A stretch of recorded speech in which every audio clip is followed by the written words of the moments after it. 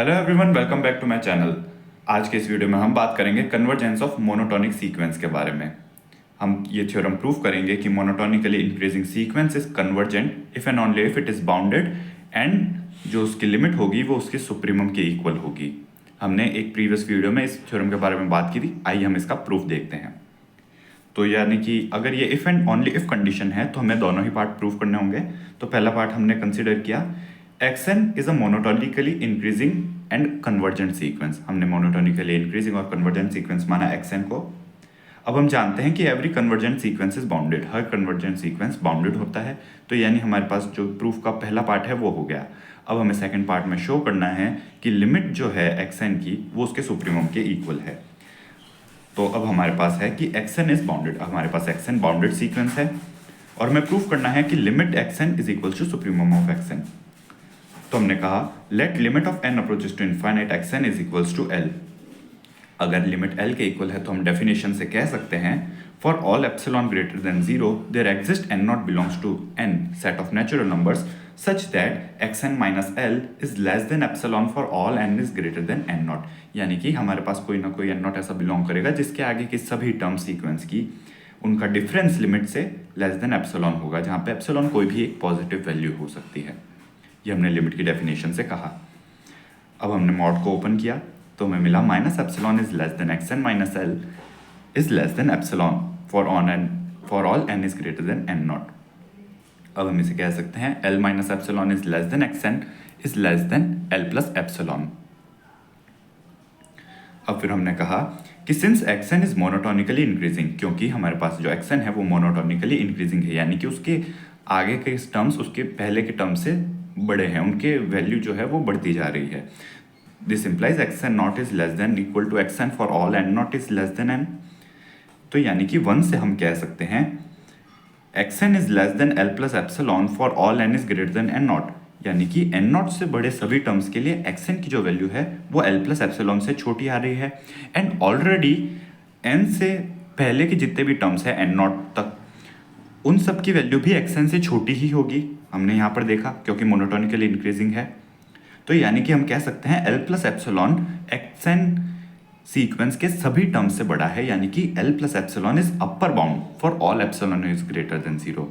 Also l minus epsilon is not upper bound, l minus epsilon upper bound नहीं है because l minus epsilon से बड़ी terms हमें मिल रही है। अपर बाउंड यानी कि सीक्वेंस के सभी टर्म्स से वो बड़ा है, तो n से आगे की टर्म्स के लिए तो बड़ा है ही। एंड n नॉट तक की टर्म्स से xn खुद बड़ा है। तो यानी इन दोनों इक्वेशंस को कंबाइन करके हम कह सकते हैं l plus epsilon is upper bound, also l minus epsilon is not upper bound. अब हमें ये शो करना है कि l भी एक अपर बाउंड है एंड हेंस LU भी, यानी लीस्ट अपर बाउंड यानी कि supremum. Because l plus epsilon अगर अपर बाउंड है, l माइनस एप्सिलॉन अगर अपर बाउंड नहीं है, और अगर l हमारे पास अपर बाउंड आ जाता है तो l से छोटा कोई भी नंबर l माइनस एप्सिलॉन होगा, वो तो अपर बाउंड है नहीं। तो यानी कि l जो है हमारे पास लीस्ट अपर बाउंड हो जाएगा, सबसे छोटा अपर बाउंड यानी कि सुप्रीमम। इसलिए हमने कहा हम इसे प्रूफ करेंगे कॉन्ट्राडिक्शन से। तो हमने माना कि let l is not upper bound. अगर l अपर बाउंड नहीं है तो यानी कि इसका मतलब क्या हुआ कि there exist m belongs to n such that xm is greater than l, यानी कोई ना कोई ऐसा टर्म होगा जो l से बड़ा होगा। बिकॉज l अपर बाउंड, हमने कहा l अगर अपर बाउंड नहीं है तो यानी कोई ना कोई टर्म तो बड़ा होना चाहिए। तो हम कह सकते हैं xm minus l is equals to delta is greater than 0, यानी कि अगर टर्म xm जो है वो ग्रेटर देन l है तो उनका जो डिफरेंस आएगा वो पॉजिटिव आएगा, उसे हमने माना delta, delta is greater than 0। अब हम इसे लिख सकते हैं डेल्टा को delta plus 2 and delta plus 2।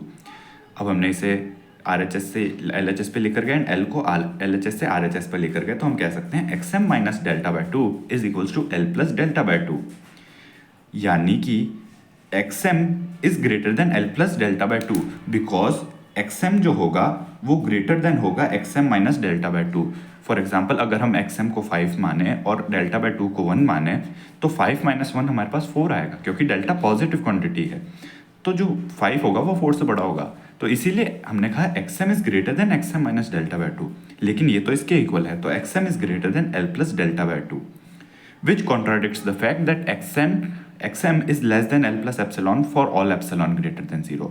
Epsilon हम कहते हैं कोई भी एक पॉजिटिव क्वांटिटी हो सकती है, हमने यहाँ पर डेल्टा बाय 2 को ही अपना एप्सिलॉन माना है, तो यानी कि ये L प्लस एप्सिलॉन से बड़ा आ गया, बिकॉज डेल्टा बाय 2 पॉजिटिव है, डेल्टा पॉजिटिव है।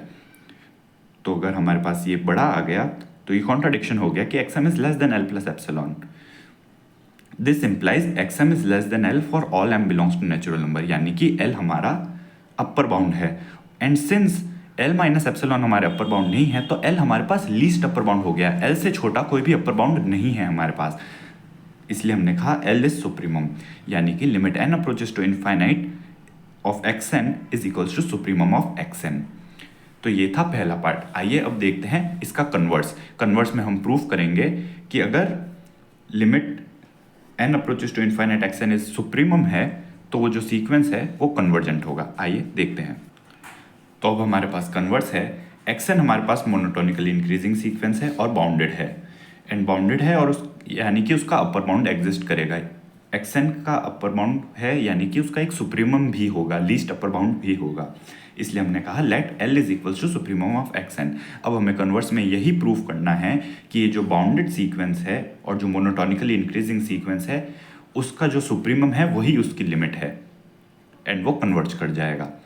तो now limit n approaches to infinite xn is equals to L, जहाँ पर L हमारे पास सुप्रीमम है, यही हमें प्रूफ करना है। नाउ हमें पता है L is LUB, least upper bound of xn। इसका मतलब L minus epsilon is not upper bound of xn, यानी कि L minus epsilon definitely L से छोटा होगा, एंड L जो है सबसे छोटा अपर बाउंड है, तो L माइनस एप्सिलॉन उससे छोटा है तो वो उसका अपर बाउंड नहीं हो सकता।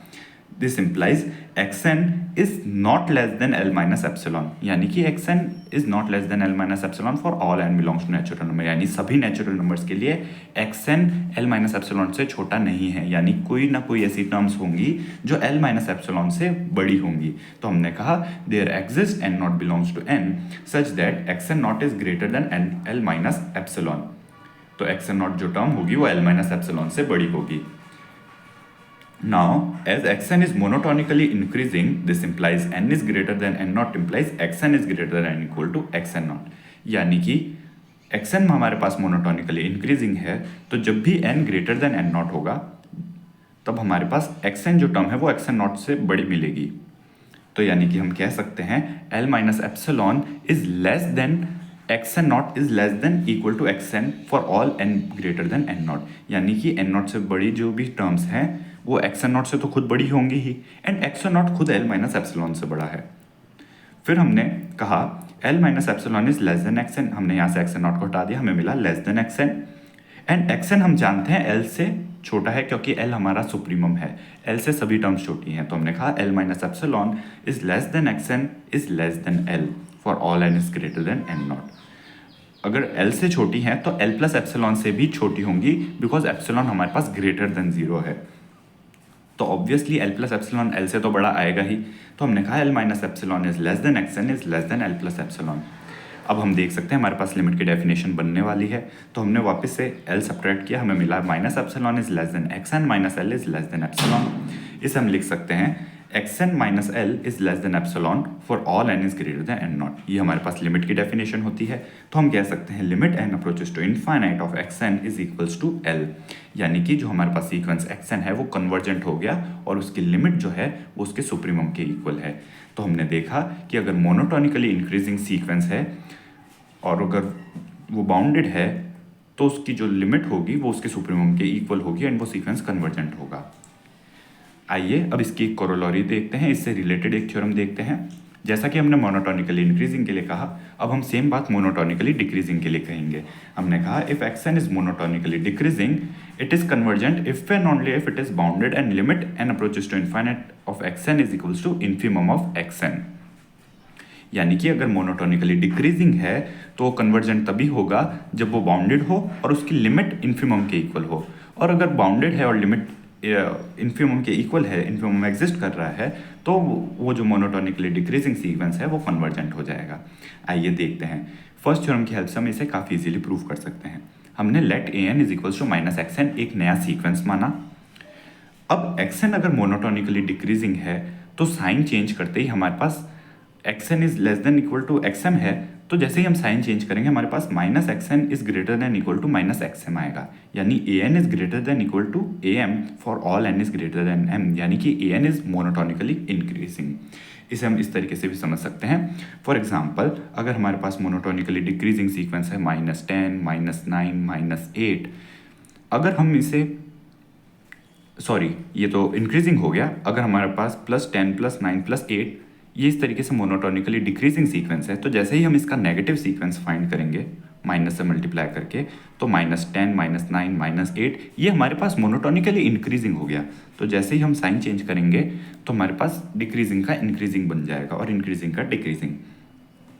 तो हम कह सकते हैं ए एन जो है वो हमारा मोनोटोनिकली इंक्रीजिंग है। अगेन एक्स एन बाउंडेड है, अगर एक्स एन खुद बाउंडेड है तो ए एन भी हमारे पास बाउंडेड होगा डेफिनेटली। तो हम कह सकते हैं limit N approaches to infinite of A N is equals to supremum A n, ये हमने फर्स्ट थ्योरम से कहा। But supremum of A N is equals to supremum of minus x n, a n की definition हमने कही a N is equals to minus x n, and supremum of minus x n हम जानते हैं minus of infimum of x n होता है।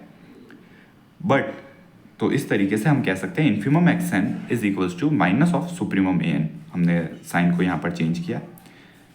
अब यहाँ पर हमने इस स्टेटमेंट का यूज़ किया जो हमारे पास फर्स्ट थ्योरम से आया। हमने कहा सुप्रीमम ए एन तो लिमिट ऑफ ए एन के इक्वल है, तो हमने minus limit N approaches to infinite A N लिखा। नेगेटिव साइन को हम वापस अंदर लेकर गए तो हमारे पास बना limit N approaches to infinite of minus A N. But A N is equals to minus x N है, तो यानी एक्स एन हमें माइनस ए एन मिला। तो माइनस ए एन की जगह हमने एक्स एन पुट किया तो हमें मिला infimum X N is equals to limit N approaches to infinite of x N. तो ये दो थ्योरम्स थी सीक्वेंस मोनोटोनिक सीक्वेंस की कन्वर्जेंस के ऊपर। I hope you enjoyed the video. मिलते हैं नेक्स्ट वीडियो में। Take care, thanks for watching.